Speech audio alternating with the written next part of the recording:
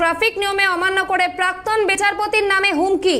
অভিযুক্ত কলকাতা পুলিশের কর্তব্যরত সার্জেন্ট। আদালতের দ্বারস্থ ভুক্তভোগী আইনজীবী আদালতে হাজিরার নির্দেশ সার্জেন্টকে।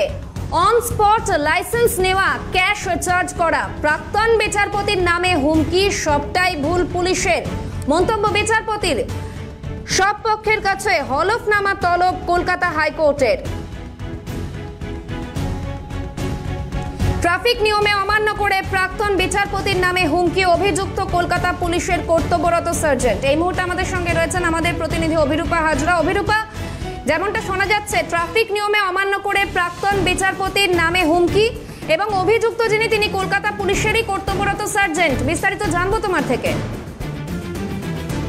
সার্জেন্ট যিনি বিদ্যাসাগর সেতু এবং এজেন্সি বস রোডের মুখে দাঁড়িয়ে দীর্ঘদিন ধরে এই ধরনের কর্মকাণ্ড করেন এবং প্রাক্তন বিচারপতির নাম করে ট্রাফিক নিয়মে বেগতি বা বেআইনি কাজকর্ম করছেন বলে অভিযোগ করে কলকাতা হাইকোর্টে দ্বারস্থ হয়েছিলেন এক আইনজীবী এবং তার দাবি ছিল যে ওভারস্পিডের মামলা না দিয়ে ক্যাশ টাকা চেয়েছিলেন ওপেন রাস্তায় দাঁড়িয়ে। সেই অভিযোগেই আজকে মামলাটি যখন বিচারপতি জয় সেনগুপ্তের এজলাসে ওঠে, সেই সময় বিচারপতি প্রশ্ন করেন যে ক্যাশ টাকা কিভাবে চায়, ট্রাফিক আইনের বিরুদ্ধে গিয়ে ক্যাশ টাকা কিভাবে চায়। দ্বিতীয় প্রশ্ন যে একজন ট্রাফিক সার্জেন্ট তিনি কিভাবে অনলাইন কেস দেওয়ার পাশাপাশি তার লাইসেন্সটি বাজেয়াপ্ত করেন। এগুলো সবই ট্রাফিক আইনের বিরুদ্ধে কাজকর্ম। অর্থাৎ আবেদনকারীর বক্তব্য যেমন শোনার প্রয়োজন রয়েছে, সেরকম অভিযুক্তের বক্তব্য শোনার প্রয়োজন রয়েছে।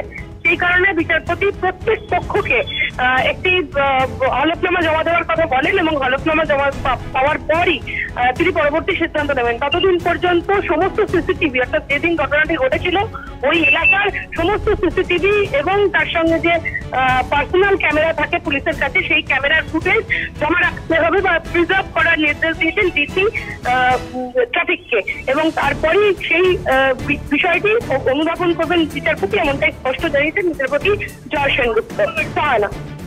বেশ, ধন্যবাদ অভিরূপা। আমরা কথা বলছিলাম আমাদের প্রতিনিধি অভিরূপা হাজরার সঙ্গে। আপনাদের আরো একবার জানিয়ে রাখি, ট্রাফিক নিয়ম অমান্য করে প্রাক্তন বিচারপতির নামে হুমকি, অভিযুক্ত কলকাতা পুলিশের কর্তব্যরত সার্জেন্ট।